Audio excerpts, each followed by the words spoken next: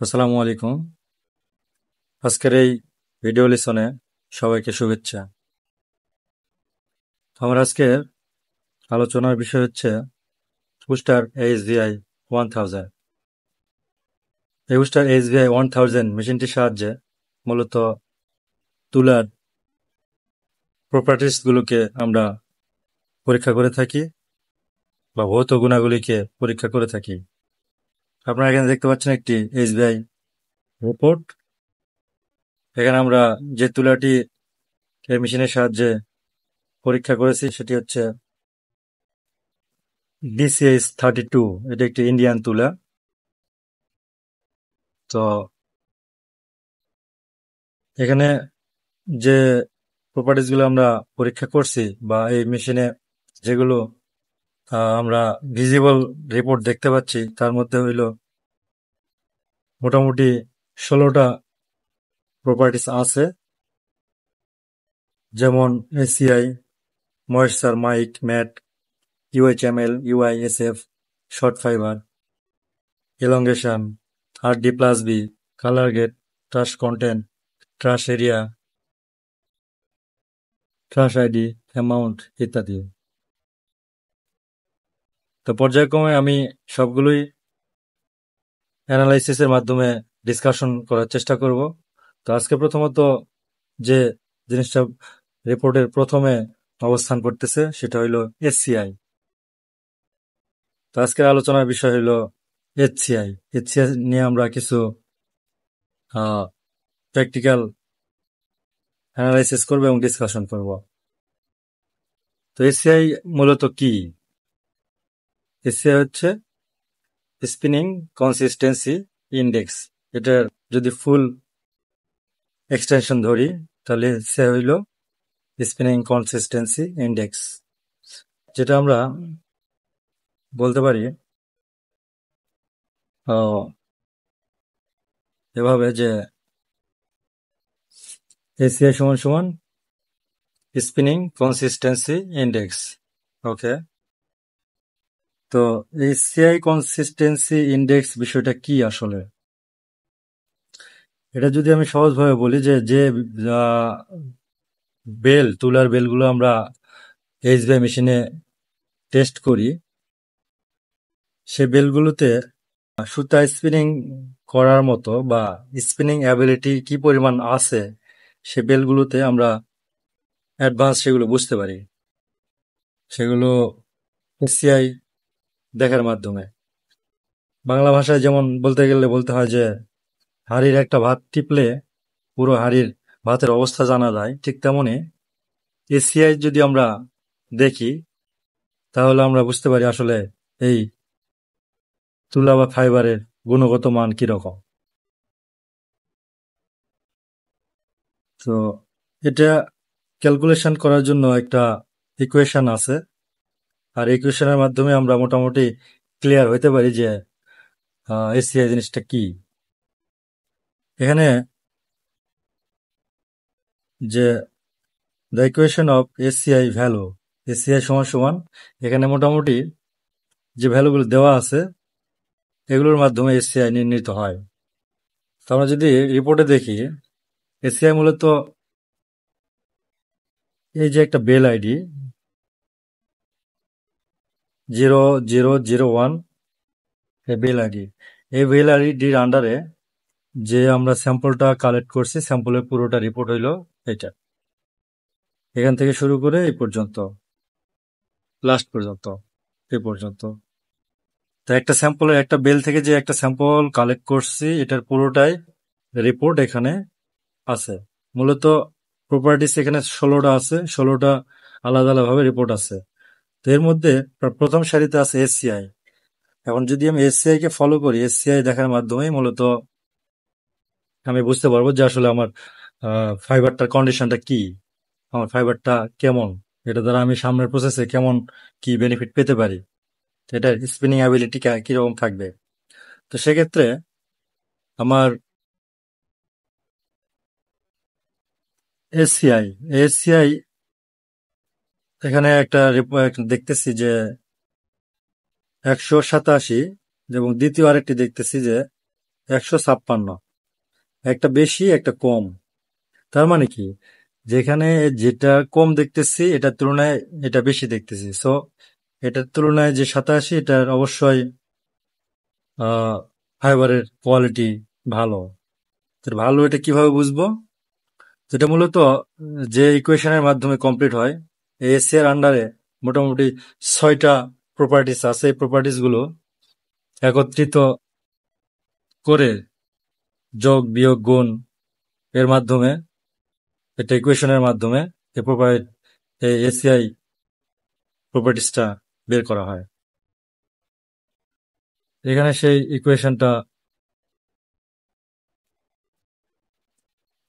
ইকুয়েশনটা আছে, যেমন আপনারা দেখতে পাচ্ছেন। তো এখানে রিপোর্টে যদি দেখি, এসিআই কি কি নিয়ে এসিআই গঠিত হয়? প্রথমত মাইক আছে, ইউএইচএমএল আছে, ইউআই আছে, স্ট্রেংথ আছে, আরডি আছে, প্লাস বি আছে। 1, 2, 3, 4, 5, 6, এই 6টা প্রপার্টিসের সমন্বয়ে গঠিত হয় এসিআই। এই এসিআই 6টার ক্যালকুলেশনের মাধ্যমে গঠিত হয় এসিআই। এখন এসিআর একটা বেশি একটা কম। যদি এসিআই বেশি হয় তাহলে সেই তুলা বা ফাইবারের কোয়ালিটি অবশ্যই ভালো। যদি এসিআই কম হয় তাহলে সেই তুলার কোয়ালিটি তুলনামূলক কম বা খারাপ। এটা আমরা বুঝবো কিভাবে? এখন এখানে যদি আমি ইকুয়েশনে দেখি, ইকুয়েশন অনুযায়ী এসিআই কে প্রভাবিত করে, এসিআই বাড়ানোর জন্য, বৃদ্ধি পাওয়ার জন্য যে দুটা জিনিস বেশি প্রভাব বিস্তার করে, সেটা হলো স্ট্রেংথ এবং লেন্থ। এই দুটা যত বেশি হবে এসিআই তত বেশি হবে। তুলনামূলক strength, length, uniformity, RD plus B, এগুলো বেশি হইলে এসিআই বেশি হবে। কিন্তু মাইক্রোনের ভ্যালু যদি কম হয় সেক্ষেত্রে এসিআই বেশি হবে, মাইক্রোনের ভ্যালু যদি বেশি হয় সেক্ষেত্রে এসিআই কম হবে। এটা একটু বিপরীত অবস্থান করে। সেক্ষেত্রে এখানে স্ট্রেংথ এবং লেন্থ এই দুইটা বিশেষ প্রভাব বিস্তার করে। মোটামুটি 50% প্রভাব বিস্তার করে স্ট্রেংথ, 30% প্রভাব বিস্তার করে লেন্থ। বাদ বাকি যেগুলো আছে এগুলো মোটামুটি 5 to 10 এরকম প্রভাব বিস্তার করে। আর মাইনাস প্রভাব বিস্তার করে মাইক্রোনিয়ার। যেটা আমরা দেখবো কিভাবে, আসলে কিভাবে বুঝবো যে আসলেই এটা কম হয় কিনা বেশি হয়। যেটা যদি আমরা রিপোর্টে দেখি, যে আপনারা এখানে দেখতে পাচ্ছেন যে এসসিআই, এই বেল আইডির এসসিআই 187, এই বেল আইডির এসসিআই 156। সেক্ষেত্রে এখানে বলা হয়েছে যে মাইক্রোনার ভ্যালু যদি বেশি হয় এসসিআই কম হবে, এবং মাইক্রোনার ভ্যালু যদি কম হয় এসসিআই বেশি হবে। তো এই মাইক্রোনিয়ার ভ্যালুটা 3.62, সেক্ষেত্রে এসসিআই বেশি আছে। এই মাইক্রোনিয়ার ভ্যালুর 3.79, সেক্ষেত্রে মাইক্রো এসসিআই কম আছে। ইউএইচএমএল বা লেন্থে যদি আমরা দেখি, লেন্থ 38.33, এটার এসসিআই বেশি 36.53, এটার এসসিআই কম। তার মানে কি, লেন্থ বেশি এসসিআই বেশি, লেন্থ কম এসসিআই কম। ইউআই যদি দেখি, ইউনিফর্মিটি ইন্ডেক্স, সেক্ষেত্রে 84.4 এসসিআই হাই, 81.7 এসসিআই লো।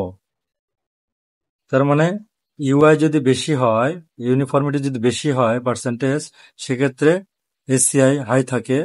আর ইউনিফর্মিটি ইন্ডেক্স যদি কম হয় সেক্ষেত্রে এসসিআই কম থাকে। আমরা দ্বিতীয় প্রপার্টিস, আরো পরের প্রপার্টিসে যাই, সেক্ষেত্রে দেখব স্ট্রেংথ। আমাদের এই ফাইবারের এই স্যাম্পলের যে ফাইবার টেস্ট করেছে তার স্ট্রেংথ হইল 38.4। স্ট্রেংথ অনেক বেশি। এখানে যদি আমরা লক্ষ্য করি এসিআই অনেক বেশি তুলনামূলকভাবে দেখি। এই রিপোর্টটা এই বেলের এই আইডি রিপোর্টটা যদি দেখি স্ট্রেংথ হইল 34.2। সেক্ষেত্রে এটা থেকে এটা কম, এটা এসিআই কম।